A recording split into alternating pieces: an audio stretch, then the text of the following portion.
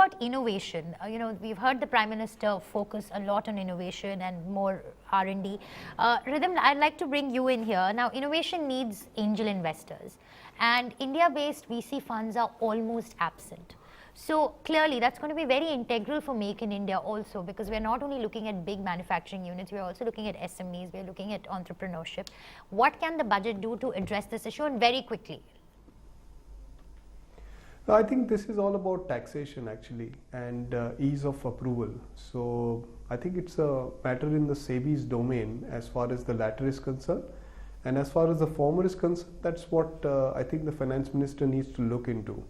Actually, investors are very keen to come and set up shop in India, but it's not easy to do it. It's very challenging, and I have been speaking to a lot of investors who would desperately want to set up a shop in Mumbai. Would you highlight some of the challenges that we see when they want No, to set up in it's India? the challenges.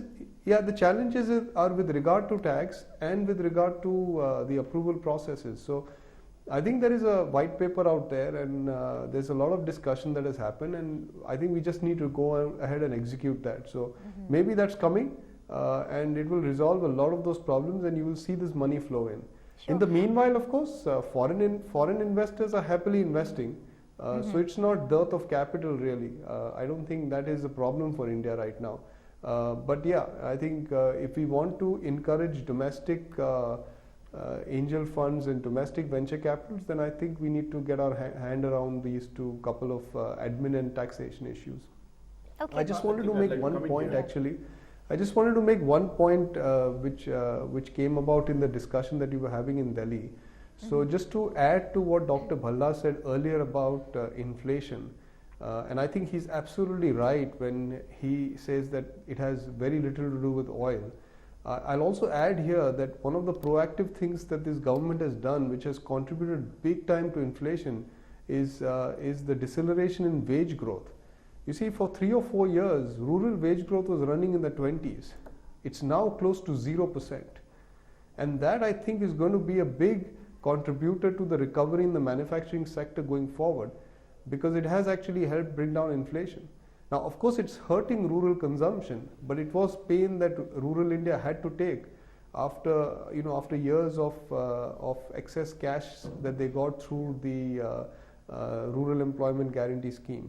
So that's been one of the contributors both to inflation, as well as I think it has set the stage for a recovery in manufacturing. So we should not ignore that.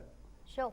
Professor Gaurav. About the venture capital aspect, there were two things I wanted to mention. One, the government in the last budget came up with a 10,000 crore investment fund to seed various kinds of startups. I'm not sure what the performance of that has been. Right. And when I spoke to people in the industry, they basically felt that the government would be much better off allocating that to various existing venture capitalists or seed funders rather than getting into the game themselves. So that's one complication there that government has to be a little careful about.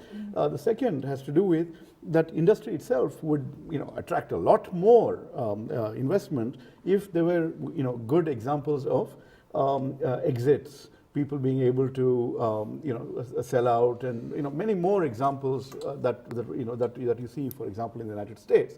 And that development is still in the works, and then it would happen fairly naturally. Okay. But the other point that was coming through, right? See, we must remember that agriculture has been growing at a much slower rate than the rest of the economy. There are 50–60% of the population still essentially dependent on that in rural India. We can't say that this train of growth is only for those of us who are in urban India. We have to ensure that there are social safety nets. Absolutely. We have to ensure that rural infrastructure, putting in Gram Sadaks, which was started by Vajpayee, has made a huge difference to allowing connectivity to markets, to education, to all kinds of options. In the last 10 years, fine, rural wage growth may have increased and affected inflation, but at the same time, it has taken 10–15 crore people out of poverty. So all those things, you have to balance things out. You can't just say, we are going to grow in urban India and to hell with our rural customers. I think the point that Dr. Bhalla, I think I don't think Professor it's being Gaurav more than anybody says unfair that. and more than inaccurate. I suppose No, one one second. There is a tone. No, in the rural wait, wages are down, therefore we should all be happy. Look at what you just said, and let's just see analytically that it may have contributed to inflation, but it has raised brought so many millions of people out of poverty. Well, the funny thing about inflation is that it decreases your purchasing power. So what you want to look at is what's happened to real wages. And if you will, the landless workers, etc., who depend entirely on not produce from their land, but on buying food, that hasn't helped them. So if you will, I did a calculation on this, you can easily reproduce that calculation, that the real wage increase of the landless workers in rural areas, the poor that you and I are concerned about and should be concerned about, went up by only about 2.5%, which is the historical average for the previous 10 years. So how did this benefit? We brought in inflation, right?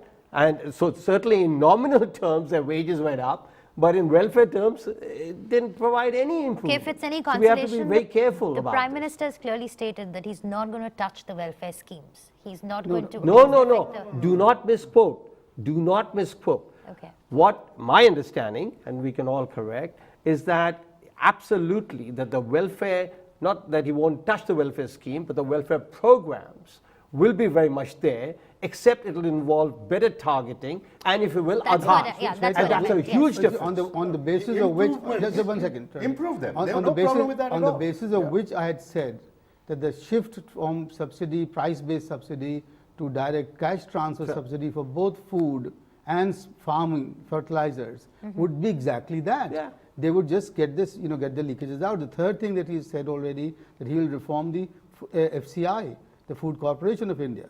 Now, where 47 or 67% of the food gets leaked. Now, we have Into liquor. Many of us have suggested the use of smart cards for giving food rations to people rather than so that they can go and buy from anywhere.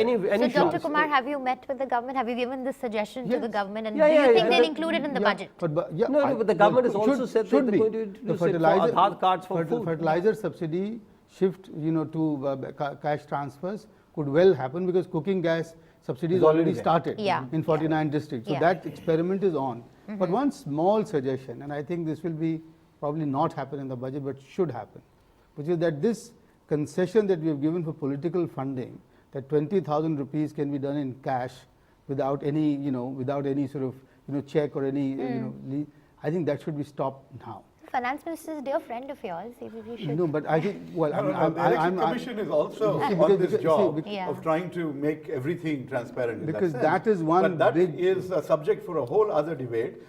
We have not, as a nation, come to terms with the cost of democracy, how funds are to be raised Absolutely. for politicians. Cost of our democracy, Yeah, cost for our Our democracy. democracy, sure. No, or our interpretation. Okay, most democracies seem to have.